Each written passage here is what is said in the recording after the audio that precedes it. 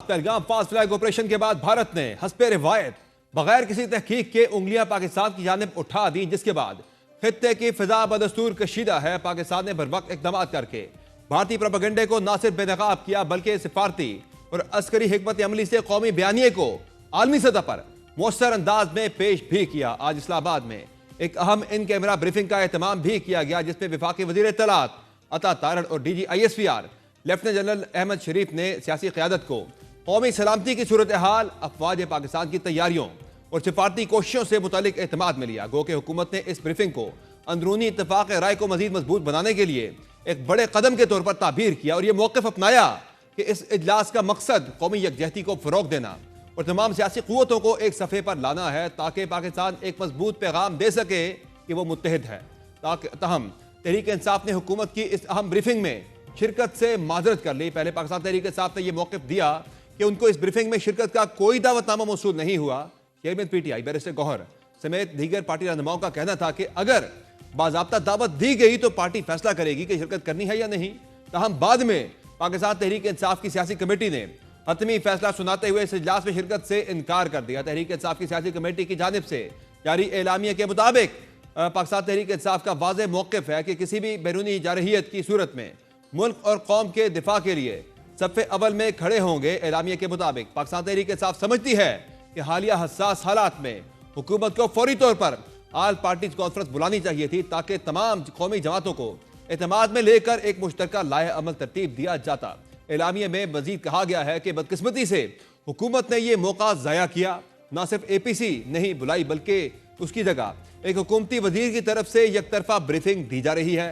पाकिस्तान तहरीक इंसाफ के मुताबिक चूंकि यह महज एक हुकूमती ब्रीफिंग है और ना इसमें कोई कौमी इत्तफाक राय पैदा करने की संजीदा कोशिश नजर आती है और ना ही इमरान खान जैसे अहम कौमी रहनुमा को शामिल करने की नीयत है, इसलिए हम समझते हैं कि इस ब्रीफिंग में पाकिस्तान तहरीक इंसाफ की शिरकत जरूरी नहीं। एलामिया में मजीद कहा गया है कि इन तमाम अवामिल को मद्देनजर रखते हुए तहरीक इंसाफ की सियासी कमेटी ने मुतफ़िक़ा तौर पर फैसला किया है कि पार्टी इस हुकूमती ब्रीफिंग में शिरकत नहीं करेगी। तहरीक इंसाफ के इस फैसले के बाद यह खबर भी सामने आई कि हुकूमत ने चेयरमैन पाकिस्तान तहरीक इंसाफ बैरिस्टर गौहर और साहबजादा हामिद रजा को इस ब्रीफिंग में शिरकत की दावत दी। ताहम इन रहनुमाओं ने सियासी कमेटी के फैसले की रोशनी में हुकूमती ब्रीफिंग में शिरकत न करने का फैसला किया। क्योंकि आज तो तहरीक इंसाफ ने इस बैठक का बाइकाट किया, ताहम अब कल का दिन भी अहम समझा जा रहा है जब सदर मुमलिकत आसिफ अली ज़रदारी ने पाक भारत कशीदगी के पेश नज़र कौमी असम्बली का इजलास भी तलब कर रखा है, जहाँ इस अहम सूरत हाल पर बहस होगी। दूसरी जानिब इस कशीदगी को कम करने के लिए सिफारती फ्रंट पर आज अहम पेशरफ्त हुई, जब पाकिस्तान ने बाज़ाब्ता तौर पर अक़वाम मुत्तहिदा की सलामती कौंसिल का इजलास बुलाने के लिए इक़दाम का फैसला कर लिया है। हुकूमती ज़राए के मुताबिक नायब वज़ीर आज़म और वज़ीर ख़ारजा इसाक डार ने अक़वाम मुत्तहिदा में पाकिस्तान के मुस्तक़िल नुमाइंदे को सलामती कौंसिल के इजलास बुलाने के लिए फौरी इक़दाम करने की हिदायत दी है। इजलास में पाकिस्तान ने बाज़ाब्ता तौर पर अक़वाम मुत्तहिदा की सलामती कौंसिल को ब्रीफिंग देने का फैसला किया है।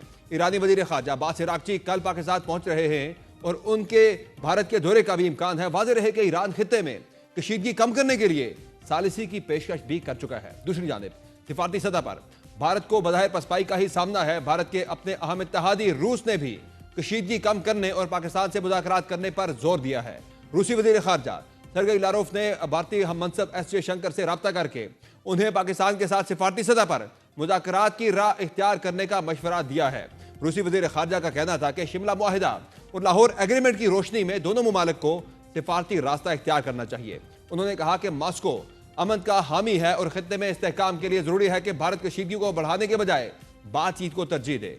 वाज़ेह रहे कि इससे कबल चीन, तुर्किया और यूरोपीय यूनियन भी पाकिस्तान के मौक़िफ़ की हिमायत कर चुके हैं, जबकि अमेरिका भी जारहियत बढ़ाने से बाज रहने का मौक़िफ़ अपनाया हुआ है। जबकि पाकिस्तान ने एक बार फिर भारत को खबरदार किया है कि किसी भी जारहियत की सूरत में एटमी हथियारों समेत तमाम अस्करी क़ुव्वत से जवाब दिया जाएगा। रूस में तैनात पाकिस्तानी सफ़ीर मोहम्मद खालिद जमाली ने वाज़ेह किया है कि पाकिस्तान के पास भारत के जंगी मंसूबों के ठोस इंटेलिजेंस शवाहिद मौजूद हैं और यह खतरा हकीकत बन सकता है। दिफाई जारहियत के अलावा भारत आबी जारहियत, तजारती और मुआशी जारहियत पर भी बज़िद है, जिसका भी भरपूर जवाब दिया जा रहा है। भारत ने पहले पाकिस्तान के साथ तमाम तजारती रवाबत मुनक़ता किए, फिर हर किस्म की दरामदात पर पाबंदी लगा दी और अब उसने पाकिस्तान के बहरी जहाज़ों को अपनी बंदरगाहों पर दाखिल होने से भी रोक दिया है। पाकिस्तान ने भी सख्त जवाबी इक़दाम उठाते हुए भारतीय जहाज़ों की अपनी बंदरगाहों पर आमद पर पाबंदी लगा दी है।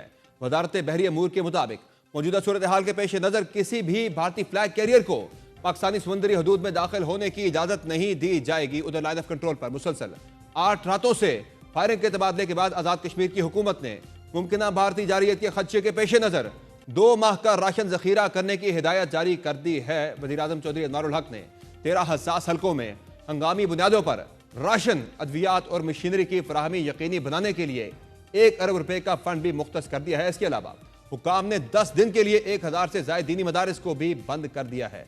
एक तरफ भारत को दिफाई, सिफारती और मुआशी महाज पर सुबकी का सामना करना पड़ रहा है, वहां मीडिया के महाज पर भी मुंह की खानी पड़ रही है। और अब भारतीय मीडिया पर बैठकर भारतीय सियासी जमातें या गैर जानिबदार मीडिया नुमाइंदगान सबके सब पहलगाम फास्ट फ्लैग ऑपरेशन की आड़ में मोदी सरकार के सियासी मकासद को बेनकाब कर रहे हैं। कहा जा रहा है कि भारत में इस बहरान को सियासी मकासद के लिए इस्तेमाल किया जा रहा है। अपोजिशन जमात कांग्रेस के रहनुमा ने एक लाइव प्रोग्राम में नरेंद्र मोदी की इंतखाबी तकरीर का ऐसा वीडियो क्लिप चला दिया जिसमें वो पुलवामा हमले के बाद मरने वाले फौजियों के नाम पर वोट मांग रहे थे।